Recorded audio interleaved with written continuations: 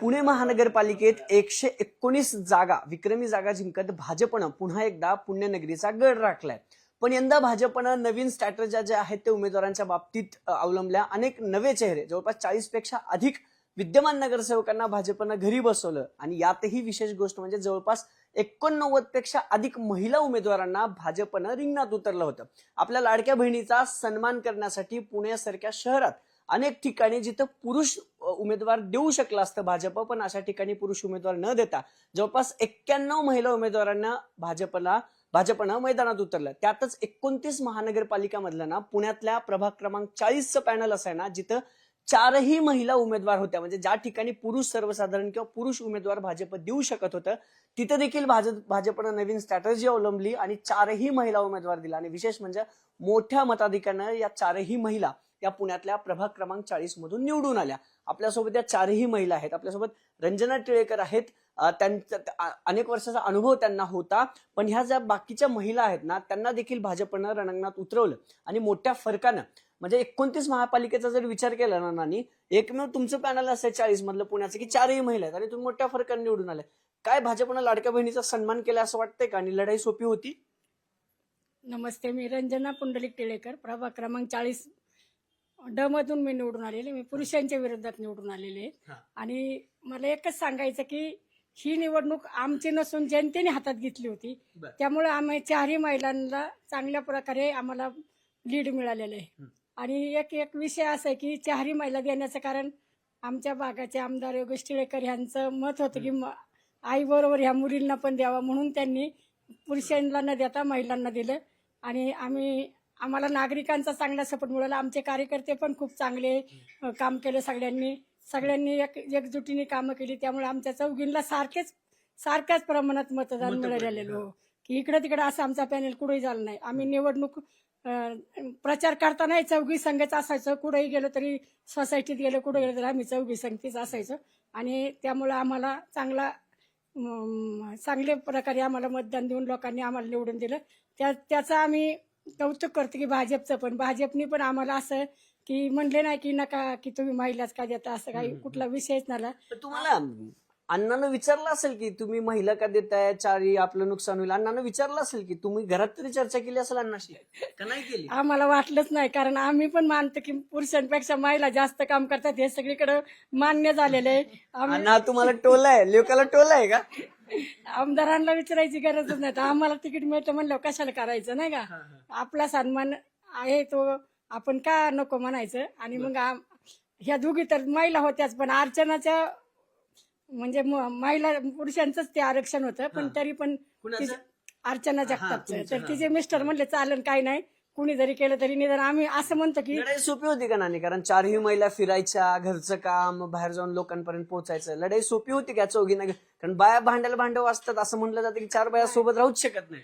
तुम्हाला काय अनुभव आला का? अनुभव नाही आला आम्हाला, पण आमच्या चौघींचं काही नसतं आणि नागरिकांचं पण काही नव्हतं की महिला जर दिल्या. तुम्हाला प्रश्न असे ना, तुम्ही तिघी ज्युनियर आहेत, नानी सिनियर, नानी त्रास दिला का प्रचारात? नानी म्हणजे खरं तर आमची आई आहे आणि आई ही कुठल्या मुलीला त्रास देऊ शकत नाही.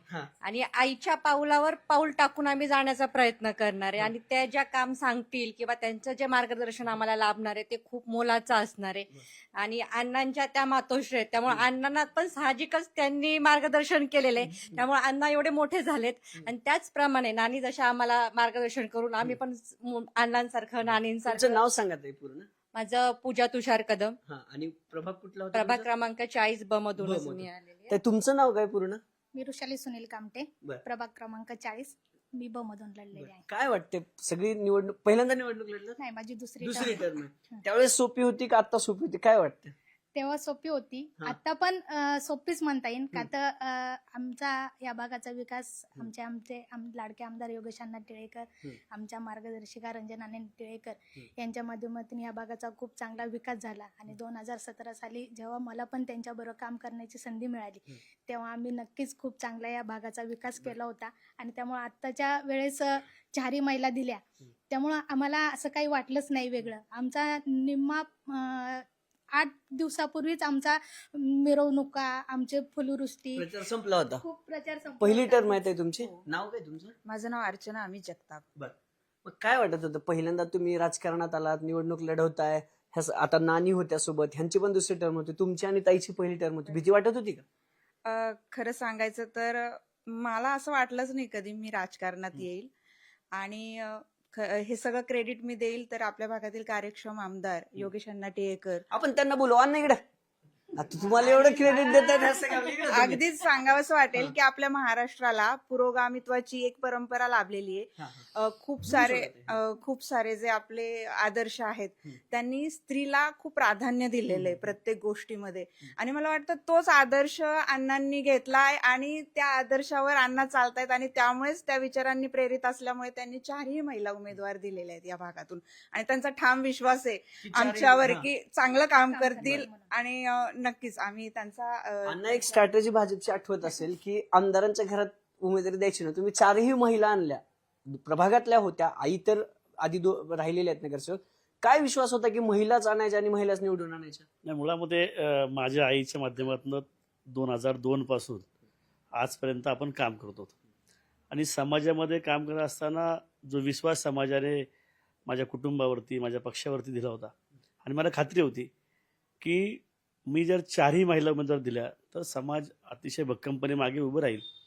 आणि ही खात्री आहे की ज्या तडफेने, ज्या ऊर्जेने ह्या महिला काम करतात, नानीचा 20-25 वर्षाचा अनुभव, वृषालींचा 5 वर्षाचा अनुभव आणि या 2 तरुण मुली ज्यांना काम करण्याची इच्छाशक्ती आहे, परिवाराचा वारसा आहे, आणि मग ही जर आपण एकत्र मोठ बांधली तर समाज नक्की मागे उभा राहील. आणि तसंच झालं की इतक्या मोठ्या फरकाने, म्हणजे असं झालं नाही की एखादा उमेदवार 2,000 आणि दुसरा 10,000. सगळा पॅनल आमचा 13,000च्या फरकाने आला. त्यामुळे समाज मतं डिवाइड झाली नाहीत, म्हणजे ही मतं तुम्ही इंटॅक्ट कशी ठेवली की चौघींनाही जवळपास तशाच मतांनी फरकाने विजय? मुळामध्ये गेली वर्षानुवर्ष भारतीय जनता पक्षाचं काम मी या ठिकाणी करतो आणि भक्कमपणे भारतीय जनता पक्षाची संघटना खालपर्यंत रुजलेली आहे. त्यामुळे उमेदवार जितका महत्त्वाचा तितकाच भारतीय जनता पक्षाचे संघटन महत्त्वाचं ठरलं आणि मतदारांनी विश्वास ठेवला की गेली 25 वर्ष जो विकास या भागामध्ये पक्षाच्या माध्यमातून आम्ही केला त्याच्यावरती मुहूर्तमेढ एवढ्या मोठ्या मताधिक्याने त्यांनी केलेली. हे विशेष जरी असलं ना, माझ्या पाठीमागे ह्या 4ही महिला दिसत आहेत. 29 मी परत सांगतो की 29 महापालिकांच्या निवडणुका आत्ता पार पडल्या आणि त्याच्यात पुण्यातलं, म्हणजे पुण्याचं वेगळेपण काय तर हेच आहे, काहीतरी वेगळं पुणे देत असतं. आणि प्रभाग क्रमांक 40 मध्ये तीच गोष्ट बघायला मिळाली. 4ही महिला उमेदवार, यातल्या 2 महिला ज्या आहेत त्या तर पहिल्यांदाच निवडणूक लढवत आहेत आणि मोठ्या फरकानं विजय देखील त्यांनी मिळवलाय. भाजपनं महिला राज साधत जी स्ट्रॅटेजी आखली त्यामुळेच भाजपचा पॅनल टू पॅनल विजय जवळपास 18 पेक्षा अधिक प्रभागामध्ये झाला आणि याचमुळे भाजपचे पुण्यात पुन्हा एकदा 119 नगरसेवक निवडून आले आणि त्यातही भाजपच्या अनेक महिला चेहरे जे आहेत ते निवडून आलेले पाहायला मिळत आहेत. कॅमेरा पर्सन सचिन हंचाटेसह अभिजित पोते, न्यूज 18 मराठी, पुणे.